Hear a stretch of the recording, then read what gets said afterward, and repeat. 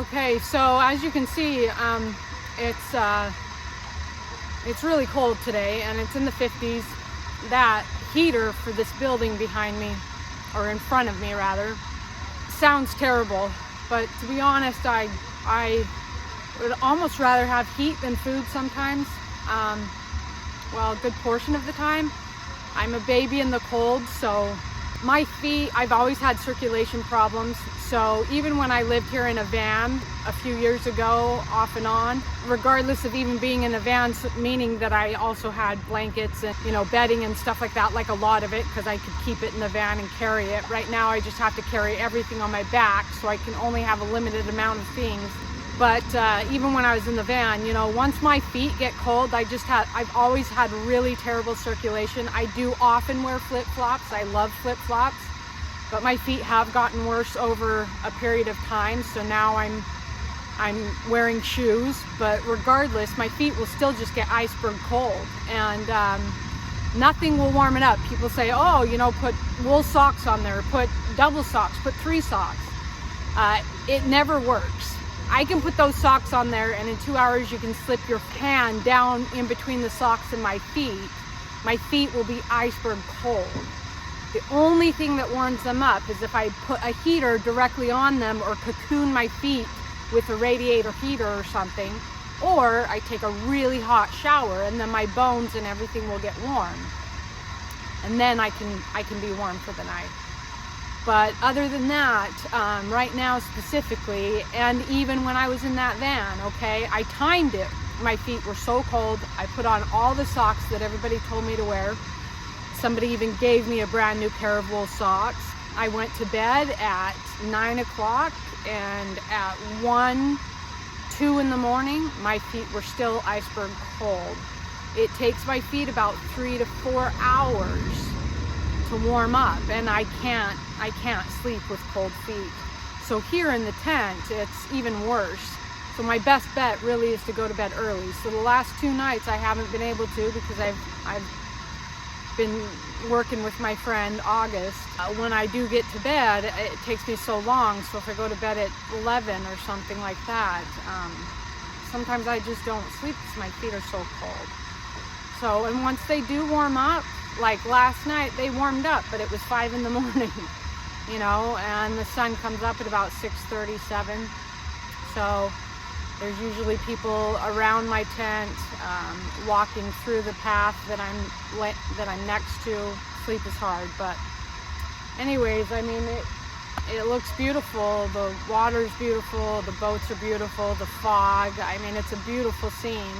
The noise from that heater, like I said, is annoying, but I'd love to be on the other side of that. I really am a baby in the cold, and there have been a few nights where I'm like, okay, I need to do that video, and I did have some time, but I was just too stinking cold, and this is just 50s. So, I mean, I am whining, but this is actually luxury. I mean, think of Chicago, think of New York, when you get a little bit further away from the water, which I am just a tiny bit further away from the water, maybe you get another 2 or 3 degrees of warmth, but it's that bone chill, The flowers on this bush in front of me that you're currently wrapped in are beautiful. I mean, doesn't really match the weather or even the season, fall, but this is California. Anyways, aloha. So, how I was telling you, I really just wear flip-flops, and I have worn flip-flops even as I traveled around the world many years ago. So I love flip-flops, but as I said, my feet, they've just had some problems. So I walked 4 or 5 miles the other day in the flip-flops. My feet were in so much pain, and over days and days and days of a lot of walking, especially with my backpack and stuff on, I was just hobbling on both feet. So I was waddling like a penguin. And one of the guys over at the encampment, the park that I'm at, was worried about me. I told him what you know, about my feet, and he's like, well, you need some decent shoes, and he's like, I got some. So this is another homeless guy. And at midnight, I'm not sure if I said this already, but at midnight, yeah, I heard a voice. I recognized the voice. It made me nervous at first, but I recognized the voice, and it was his. And then I heard this plop. I didn't open anything up to see what was going on, but in the morning I had shoes at my front tent door. So he just gave me some shoes, and I've been using them for the last 2 weeks, and they've done wonders. My feet looked terrible previous to that, and I'll show you that on another video, but man, they saved my skin. And so threw the flip-flops away because they were so flattened I almost wore a hole through them. And but then 2 days ago, you know, the park, because they want to get rid of us, they just turned the sprinklers on. So all these tents were just getting completely sloshed wet, and I went to try to curb the sprinkler so it wasn't getting everybody's tents wet. And when I did, I just walked through a huge puddle, so my feet were just sopping wet. And you know, the guys pee everywhere, blah blah blah. So it just, you know, I'm 2 hours later, 3 hours later, I'm in the library, my feet are still wet and damp, and I'm like, man, who smells so bad? And I'm looking around, and there are 3 other homeless people in the library, but they were sitting pretty far away, and just, you know, for an hour or 2 hours, it just smelled. And I'm like, dang, dude, what is it? And it was my feet. So I stunk. And so I went over to the motel that night, again looking for my friend, and ended up washing my shoes in the bathtub with that dish soap. I bought some dish soap for $1, and I washed all my clothes and shoes in it. So washed them thoroughly, you know, hot, like really piping hot water, and I was grateful to be able to use something like that. That was a treat for me.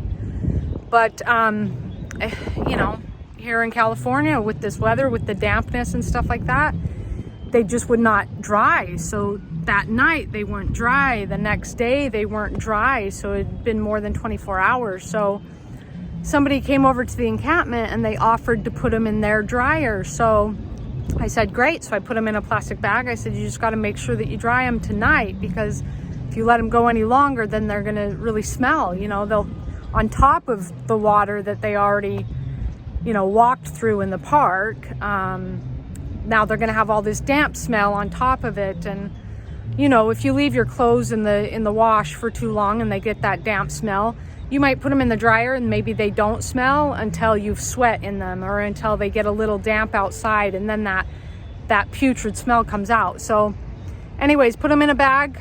They put them in their car. They were going to dry them for me. They came back 3 days later, and they hadn't dried the shoes. So the shoes are, I don't think I can make them recover. I think they're gone now. So this is my new feet. I got some different flip-flops. I don't know if you can see it.